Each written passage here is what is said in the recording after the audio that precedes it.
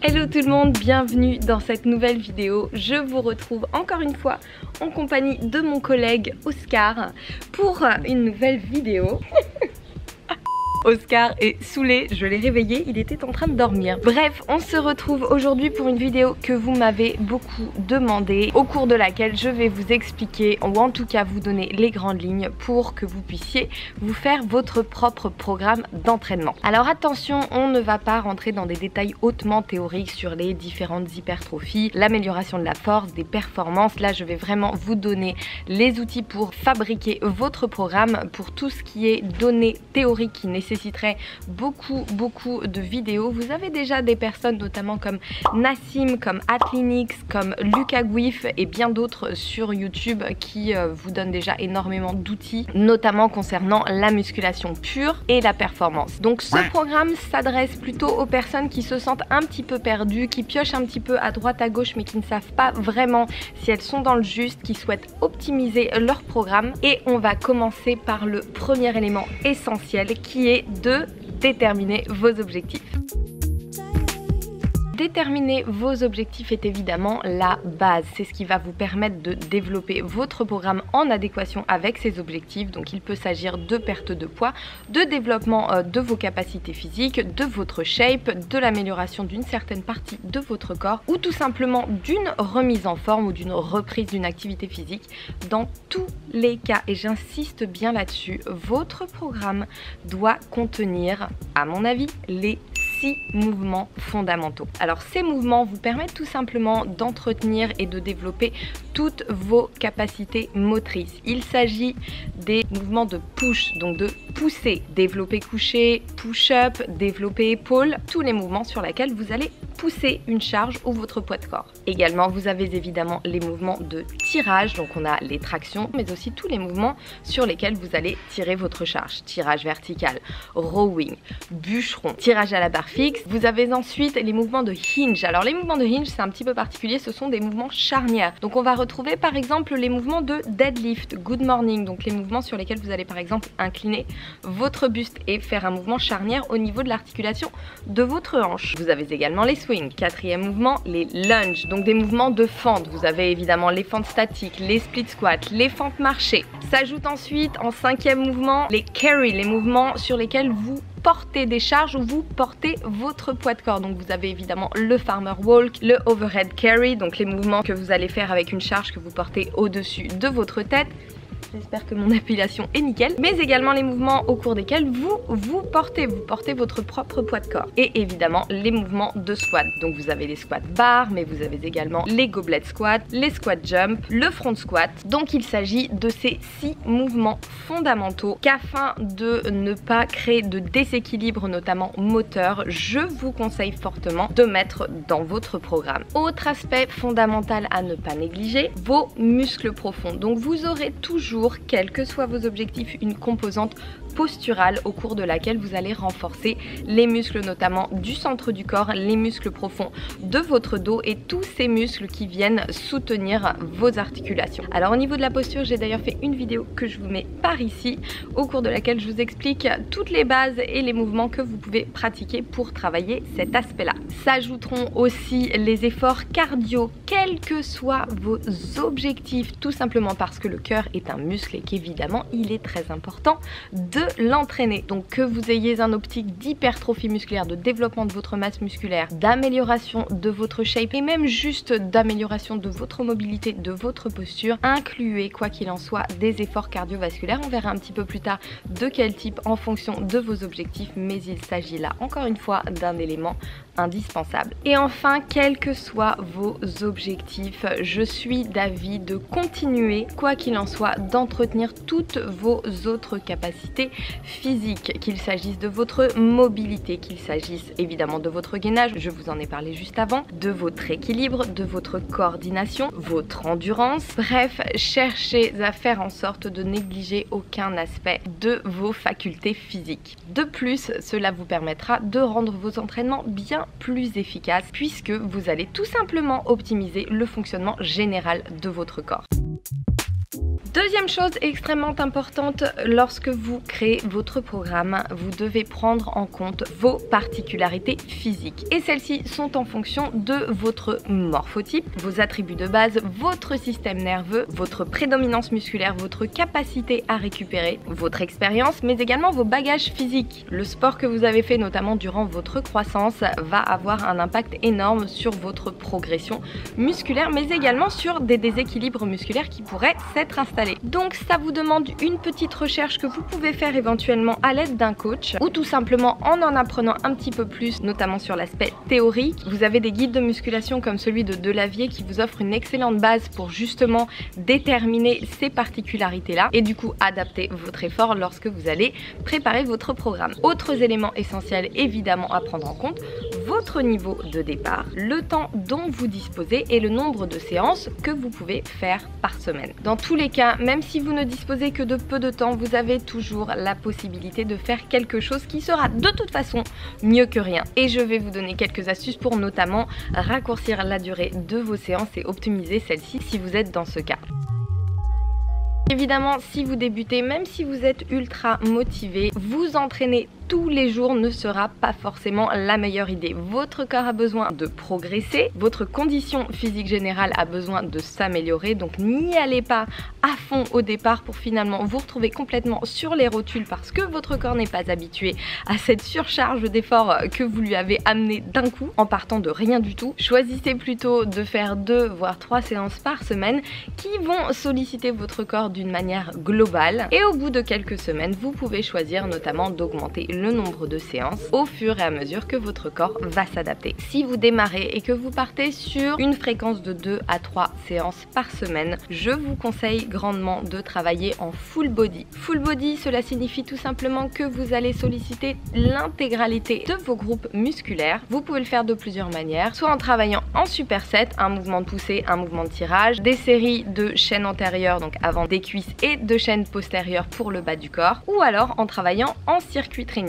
Toujours en incluant ces 6 mouvements fondamentaux. Le but lorsque vous démarrez est de recruter un maximum de fibres musculaires. Donc tout simplement vous créez de nouvelles unités motrices, un petit peu comme des branchements qui se feront de plus en plus nombreux sur vos muscles et qui vous permettront d'utiliser de plus en plus et de mieux en mieux vos muscles lors de l'effort. Cette phase de recrutement musculaire est très importante, donc ne la négligez pas. Cherchez à travailler de la manière la plus équilibrée possible, toujours en tenant compte de vos points faibles et de vos points forts. Évidemment, il vous faudra mettre davantage l'accent sur vos points faibles de manière à ne pas générer de déséquilibre musculaire. Petite parenthèse, même si vous avez un objectif localisé, donc par exemple développer vos muscles fessiers ou affiner vos jambes ou définir votre silhouette ou développer vos épaules, vos pectoraux, dans tous les cas, n'entraînez pas uniquement ces groupes musculaires. Encore une fois, la notion d'équilibre est très importante. Vous allez évidemment mettre l'accent sur les points faibles que vous souhaitez développer, sur lesquels vous souhaitez travailler, mais certainement pas au détriment de vos autres groupes musculaires. Donc attention, ne tombez jamais dans ce piège. Je vois beaucoup de personnes faire ça à la salle, notamment les filles avec les fessiers et les mecs avec les pecs. Du lundi au vendredi, tu fais chest, bras, chest, bras, chest, chest, bras, chest. Vous risquez à long terme des compensations et surtout des blessures, et esthétiquement parlant en plus ça n'est pas très intéressant. Donc vous allez pouvoir établir le nombre de séances par semaine, majoritairement en fonction de votre emploi du temps et bien évidemment en fonction de votre niveau et de vos objectifs. Une personne qui s'entraîne avec une certaine maturité musculaire, qui cherche à continuer à développer sa masse musculaire, aura besoin de bien plus d'entraînement, de davantage de répétitions qu'une personne qui débute. Donc si vous débutez, inutile de faire 50 000 séries par groupe musculaire par entraînement et de passer 2 heures à la salle, ça n'est certainement pas l'approche la plus intéressante ni la plus efficace. Donc vous avez votre nombre de séances. La durée de celle-ci sera majoritairement en fonction du temps dont vous disposez, sachant qu'une fourchette de 45 minutes à 1 heure d'effort plein, donc hors échauffement, hors retour au calme si vous en faites un évidemment, sont des durées au cours desquelles vous allez pouvoir solliciter votre corps à la bonne intensité et obtenir au fur et à mesure des résultats. Passer 2 heures à la salle en papotant entre chaque série sans mettre de tension dans ses mouvements, sans utiliser de charge appropriée, n'aura absolument aucun intérêt. Donc ne focalisez pas tant sur la durée que sur l'intensité et la tension musculaire que vous appliquez lors de vos mouvements. On peut très bien faire une séance ultra efficace en 30-45 minutes et faire une séance totalement inefficace en 2 heures passées à la salle. Alors justement, cette intensité, lorsque vous faites de la musculation, elle est très importante. Donc pour cela, il va falloir tout d'abord que vous déterminiez vos charges de travail. Et ça, malheureusement, il n'y a pas de nombre magique. La manière, à mon avis, la plus intéressante de procéder sera de travailler en fonction de votre ressenti qui va évoluer au fur et à mesure que votre corps va se renforcer, que vous allez vous habituer à l'entraînement, que votre corps va s'adapter. Donc hors cas très particulier, objectif très particulier, travailler en fonction de sa répétition maximum ne sera pas forcément la meilleure approche, encore une fois à mon avis, d'autant plus que cette répétition maximale risque fortement d'évoluer au fur et à mesure que votre corps s'adapte à l'entraînement. Donc travaillez plutôt à votre ressenti. Et pour cela, sur vos mouvements, vous allez, surtout lors des premières semaines de vos entraînements avec charge additionnelle, tout simplement démarrer avec une charge que vous estimez être la bonne pour faire le nombre de répétitions que vous avez fixé pour votre programme, on en parle un petit peu plus tard, et chercher la charge la plus appropriée pour ce nombre de répétitions. En termes de ressenti, évidemment, l'idée est d'arriver quasiment à l'échec en fin de répétition. Donc la durée de votre séance est déterminée, comme je vous l'ai dit, par votre emploi du temps et vos possibilités. Si évidemment vous n'avez que peu de temps à consacrer à votre entraînement, privilégiez plutôt le travail en circuit training en sélectionnant 3, 4, 5, 6 mouvements et en tournant. Donc vous avez un groupe musculaire qui va récupérer pendant que l'autre travaille. Vous pouvez évidemment travailler en superset, muscles agonistes, antagonistes, alterner haut et bas du corps, de manière à ce que l'un de vos groupes musculaires récupère lorsque l'autre travaille. Ça vous permet de gagner énormément de temps, d'optimiser vos séances et d'avoir un travail le plus complet possible sur un laps de temps court lors de chacune de vos séances. Évidemment, si vous avez davantage de temps devant vous, vous pouvez travailler de manière plus conventionnelle avec des temps de récup après chaque série. Commencez en travaillant vos grands groupes musculaires et terminez en travaillant les petits groupes musculaires en isolation. Vous adaptez évidemment les temps de récupération en fonction de l'intensité de vos exercices, à savoir bien sûr qu'un petit groupe musculaire nécessitera globalement moins de temps de récupération qu'un grand groupe musculaire et que plus votre série sera intense en termes de charge utilisée, plus votre corps aura besoin de récupérer. Alors comment organiser vos séances? Encore une fois, tout dépend du temps dont vous disposez. Si vous pouvez faire 3, 4 ou 5 séances par semaine, il sera évidemment plus intéressant de splitter, de découper vos entraînements et de travailler par groupe musculaire. De cette manière, les groupes musculaires travaillés lors d'une séance auront le temps de récupérer jusqu'à ce qu'ils soient sollicités à nouveau. Ça évidemment, en termes de développement musculaire, c'est une approche qui est intéressante et qui est largement utilisée. Donc par exemple, vous pouvez commencer votre semaine en travaillant votre dos et les petits groupes musculaires qui y sont associés, donc notamment les biceps, l'arrière de l'épaule, les avant-bras. Vous pouvez ensuite lors de votre deuxième séance passer sur le bas du corps, repasser sur le haut du corps lors de votre troisième séance, donc par exemple les pectoraux et les triceps qui interviennent lors de chacun de vos mouvements de poussée. Vous pouvez ensuite faire une deuxième séance orientée bas du corps et si vous avez une cinquième séance dans la semaine, vous pouvez soit faire un petit rappel sur le groupe musculaire qui est le plus en retard ou ajouter une troisième séance haut du corps ou une troisième séance bas du corps en fonction de vos objectifs. Alors comment composer vos séances? Pour ce qui est de la musculation, je vous recommande de commencer chacune de vos séances, donc maintenant que vous avez établi le thème de celle-ci, les groupes musculaires que vous allez solliciter lors de celle-ci, de commencer par les mouvements qui demandent le plus d'activité musculaire, donc les mouvements qui vont recruter le plus massivement les muscles que vous cherchez à solliciter lors de cette séance. Donc par exemple pour votre séance dos, commencez par des tractions lestées pourquoi pas, qui vont vous demander énormément d'énergie, qui vont mettre en action énormément de groupes musculaires et terminer celle-ci par des mouvements d'isolation. Lorsque vous faites les jambes et si vous faites du squat ou du deadlift par exemple, placez-les plutôt au début puisque c'est là que votre corps aura le plus d'énergie et en aura besoin pour utiliser au maximum ces grands groupes musculaires et encore une fois, gardez l'isolation pour votre fin de séance. En termes d'intensité, le principe est le même. Votre corps a plus d'énergie disponible en début de séance qu'en fin de séance. séance. Donc vous allez placer les mouvements sur lesquels vous chargez le plus en début de séance plutôt qu'en fin de séance. C'est d'ailleurs pour ça que les mouvements d'isolation sur petits groupes musculaires sont plutôt réservés à la deuxième partie de votre séance. Donc d'une manière générale, il est plutôt cohérent de faire des séries plus courtes en début de séance avec une charge plus élevée, par exemple de 8 à 10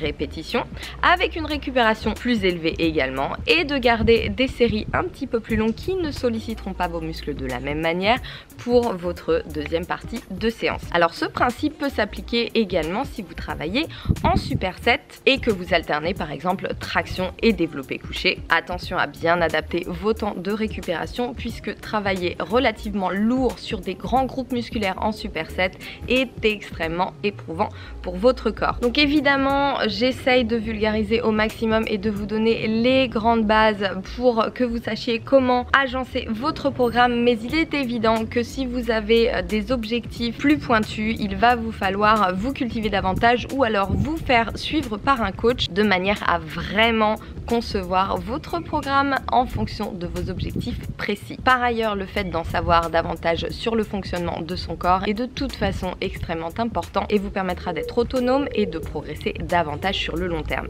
Donc ne suivez pas une méthode parce qu'elle a fonctionné sur quelqu'un d'autre, faites votre propre méthode et ça évidemment ça vient avec la connaissance et avec l'expérience.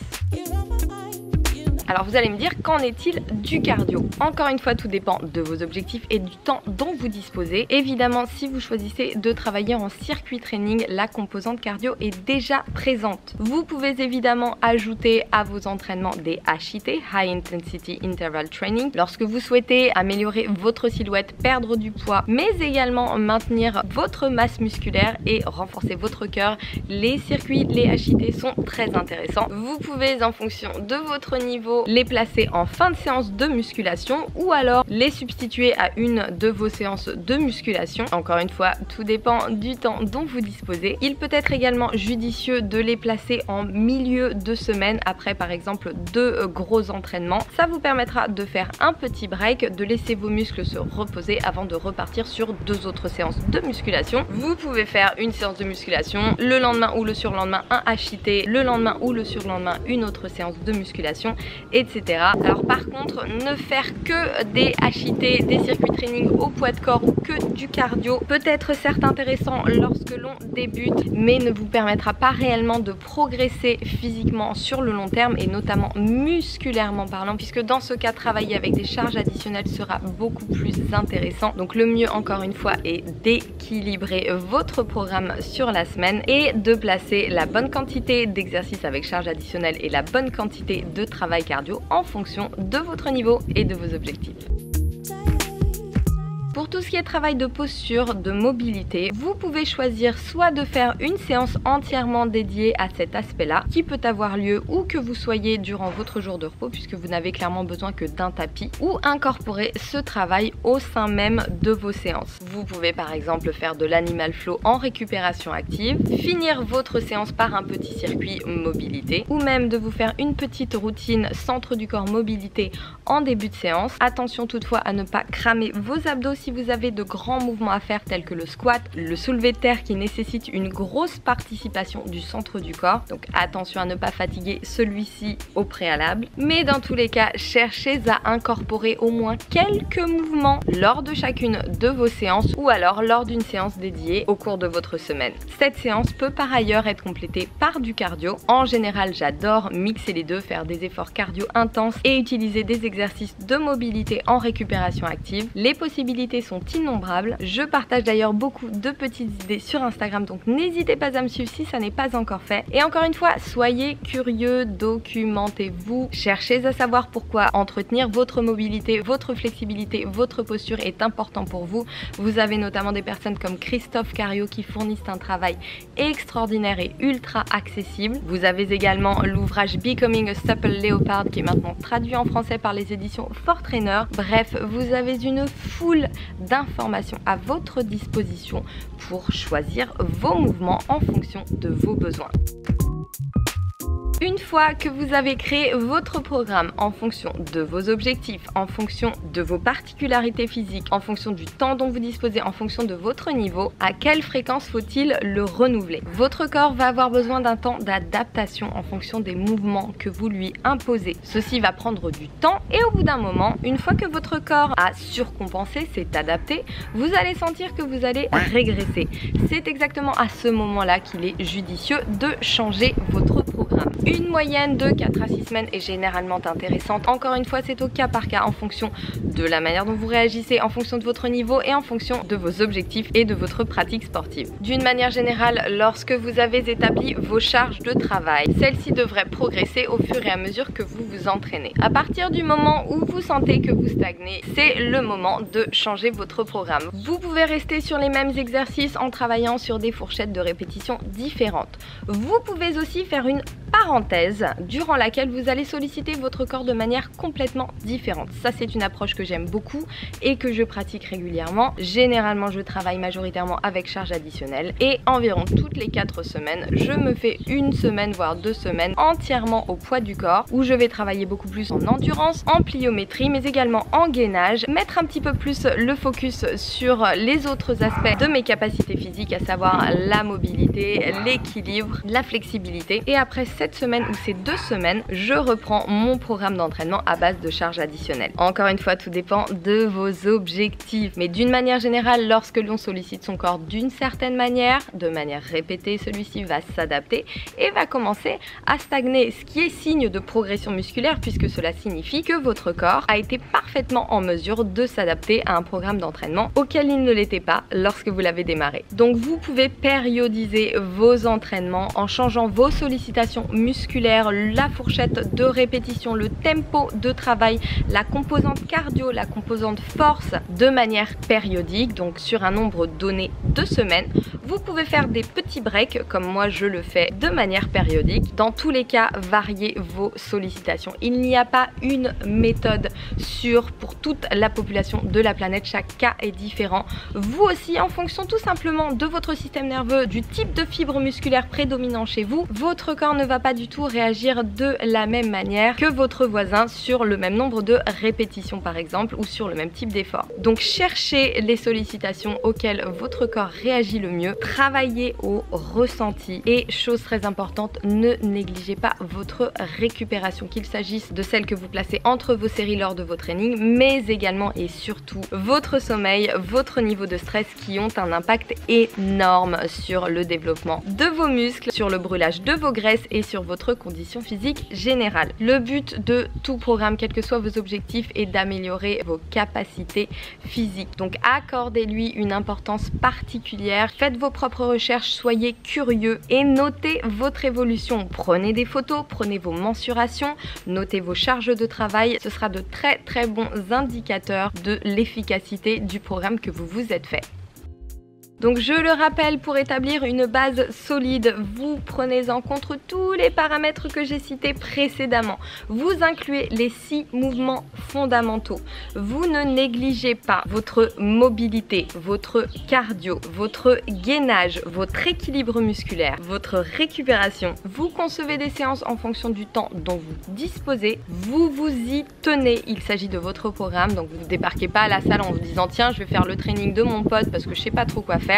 C'est votre programme que vous avez fait, vous le suivez puisqu'il est adapté à vos objectifs. Et surtout, vous mettez la bonne intensité dans vos exercices. Il y a une énorme différence entre bouger des charges et travailler avec la bonne tension musculaire. Donc mettez de la tension et de l'attention dans chacun des mouvements que vous faites. Restez concentré. On fait pas ces séries en papotant. Faites en sorte que votre placement soit impeccable et que votre ressenti soit également bon. Donc la concentration est une clé essentielle. Le tempo est également important, mais là il s'agit d'un sujet qui nécessiterait au moins une vidéo complète entièrement dédiée. Encore une fois, des personnes se sont déjà penchées sur le sujet et vous fournissent du contenu extrêmement accessible de très bonne qualité, notamment comme Nassim. Vous avez aussi un ouvrage qui s'appelle The Polyquins Principle qui est excellent sur la notion des tempos. Mais d'une manière générale et surtout lorsque vous débutez, prenez le temps de faire vos mouvements correctement. Ne les bâclez pas. Je vois vraiment trop de personnes brasser de l'air littéralement à la salle. Donc dans le meilleur des cas, ça ne sert absolument à rien puisque la plupart du temps, c'est l'élan qui fait les 3/4 du mouvement. Et dans le pire des cas, malheureusement, le risque de blessure est bien sûr bien plus grand. Voilà, j'espère que cette vidéo vous aura permis d'y voir un peu plus clair. Comme vous pouvez le constater, il n'y a malheureusement pas de méthode miracle toute faite qui va vous tomber tout cuit dans les mains. Vous avez évidemment de grandes bases de travail, de principes fondamentaux qui pourront vous guider. Je vous remets évidemment les références des ouvrages que j'ai cités en barre de description pour que vous ayez ces outils qui vous permettront de créer votre programme en connaissance de cause. Mais ensuite, c'est surtout vous, la personne que vous êtes, qui va déterminer la manière dont vous allez travailler. Donc, faites preuve d'intelligence. Vous avez également évidemment la possibilité de vous faire suivre par un coach, qui est bien sûr quelque chose que je vous recommande fortement puisque l'expertise d'un professionnel pourra vous aider à aller plus vite vers l'essentiel. Vous avez certains programmes notamment pour démarrer une activité physique ou pour optimiser vos entraînements qui peuvent représenter une excellente base de travail. Je suis d'ailleurs actuellement en plein travail de conception d'un programme que vous pourrez customiser en fonction de vos besoins, en fonction de vos objectifs. J'ai vraiment hâte de vous le présenter, mais il me reste encore une somme de travail colossale, donc ça sera pas pour tout de suite. Mais dans tous les cas, cherchez à vous rendre le plus autonome possible et de bonnes connaissances théoriques et surtout une bonne connaissance de vous-même sont des bases essentielles. Voilà, j'espère que cette vidéo vous a plu, j'espère qu'elle ne vous a pas semblé trop longue. N'hésitez pas, s'il y a des choses qui ne vous semblent pas claires, à me poser des questions. Attention à tous les aficionados de la musculation, je n'ai pas traité d'un sujet particulier. Cette vidéo n'était pas dans une optique de développement musculaire, de travail d'hypertrophie musculaire. Le but était vraiment de donner les grandes lignes de la manière la plus accessible possible au plus grand nombre de personnes pour créer son propre programme. Donc inutile de me déballer toute votre science, j'ai de solides connaissances théoriques, là n'était juste pas le sujet de la vidéo. En attendant, je vous dis à la prochaine, merci d'avoir regardé cette vidéo, n'hésitez pas à la liker si elle vous a plu, à la partager si vous connaissez des personnes qu'elle pourrait intéresser, à vous abonner si ça n'est pas encore fait. Entraînez-vous bien, mangez bien, prenez soin de vous et je vous dis à la prochaine.